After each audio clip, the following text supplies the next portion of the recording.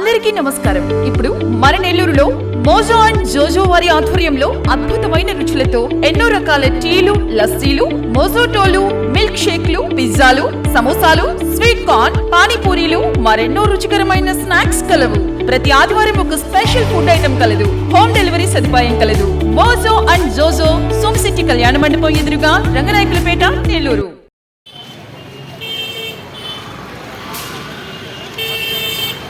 ఈరోజు మొన్న అసెంబ్లీలో షుగర్ ఫ్యాక్టరీ గురించి సమస్యల గురించి మాట్లాడిన దానికి ముఖ్యమంత్రి చంద్రబాబు నాయుడు గారు స్పందించి కలెక్టర్ సమీక్షలో దానికి ఒక సొల్యూషన్ చెప్పడం జరిగింది.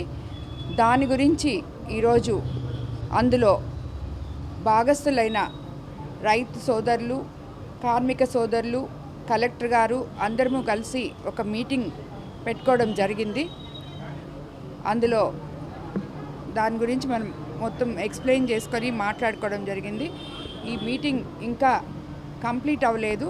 ఏ రకంగా చేస్తే గవర్నమెంట్ ఉద్దేశం ఇది ఏపీఐసి వాళ్ళకి హ్యాండ్ ఓవర్ చేసి అక్కడ రైతుల బకాయిలు, అదేవిధంగా కార్మికుల బకాయిలు తీరిస్తే ఇంతకుముందు ఎలా అక్కడ కళ్ళకళ్ళాడుతూ ఉన్నిందో ఎంతోమంది ఉద్యోగస్తులతో, రైతులతో, అందరితో తిరిగి అక్కడ ఏదైనా 100 ఎకరాల్లో ఒక ఇండస్ట్రీస్ తీసుకొచ్చి యువతకి భవిష్యత్తులో వాళ్ళకి బంగారు బాట వేయాలనే ఒకే ఒక ఆధారంతో ఇదంతా ఇక్కడి వరకు ముందుకు తీసుకురావడం జరిగింది.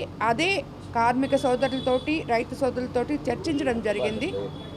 ఇంకా రాబోయే రోజుల్లో దాన్ని మరోసారి ముఖ్యమంత్రి గారి దగ్గరికి తీసుకెళ్ళి సమస్యకి పరిష్కారం చేసుకోవాలని అనుకుంటున్నాం. 124 ఎకరాల విస్తీర్ణంలో ఉంది. అది చాలా విలువైంది. మార్కెట్ వాల్యూ ప్రకారం సుమారుగా 500 కోట్లు ఖరీదు కలిగిన ఆ స్థలం ఫ్యాక్టరీ నిర్వీర్యం అయిపోయింది. ఆ ఫ్యాక్టరీలో సుమారుగా 10,000 మంది జీవనాధారంగా ఉన్న ఫ్యాక్టరీ ఆ రకంగా అయిపోయింది. కాబట్టి గత ప్రభుత్వంలో ఆ ఫ్యాక్టరీని రియల్ ఎస్టేట్కి ఇవ్వాలని ఆలోచన చేశారు. కాబట్టి మేము ఆ రోజు కోర్టులో దాన్ని అమ్మనీయకుండా స్టే తీసుకురావడం సంఘం తరపున జరిగింది. అది తీసుకురాబట్టి ఈరోజు ఆ విలువైన స్థలం, ఆ ఫ్యాక్టరీ అక్కడ నిలబడి ఉందనేది మా నమ్మకం. కాబట్టి భవిష్యత్తులో ఆ ఫ్యాక్టరీని కొనసాగించే అవకాశం ఉందేమోనని ఎమ్మెల్యే గారికి, అదే కలెక్టర్ గారి దృష్టికి ఈరోజు మేము తీసుకుపోవడం జరిగింది. దాని మీద మేము కూడా మా సంఘం తరఫున పునరాలోచన చేసి ఆ ఫ్యాక్టరీకి ఎన్ని రకాల అవకాశాలు పునరుద్ధరించడానికి అవకాశం ఉందో ఆ ప్రయత్నం కూడా ఆలోచనలో మేము ఉన్నాము.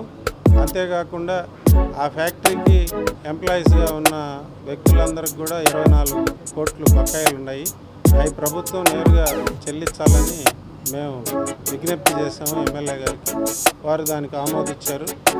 పోతే ఆ ఫ్యాక్టరీ కొనసాగాలన్నా లేకపోతే ఏదైనా మెరుగైన ఇండస్ట్రీ తీసుకురావాలనేది ఎమ్మెల్యే గారు చెప్పారు.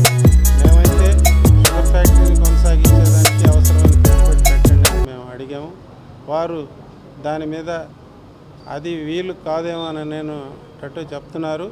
వేరే ఇండస్ట్రీ, మెరుగైన ఉద్యోగాలు అవకాశం కల్పించేదానికి ప్రయత్నం చేస్తామని వారు అంటున్నారు. మేమైతే షుగర్ ఫ్యాక్టరీ కొనసాగాలనేది మేము అంటున్నాము. ఇది చర్చలు అసంపూర్తిగా ఆగినాయి.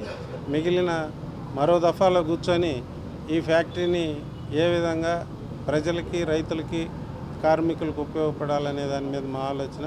ఇండస్ట్రియల్గా ఎట్ట ఉపయోగపడాలనేది ప్రభుత్వం తరఫున ఎమ్మెల్యే గారి ఆలోచన. ఆ రకంగా అసంపూర్తిగా ఈరోజు చర్చ ముగిసింది.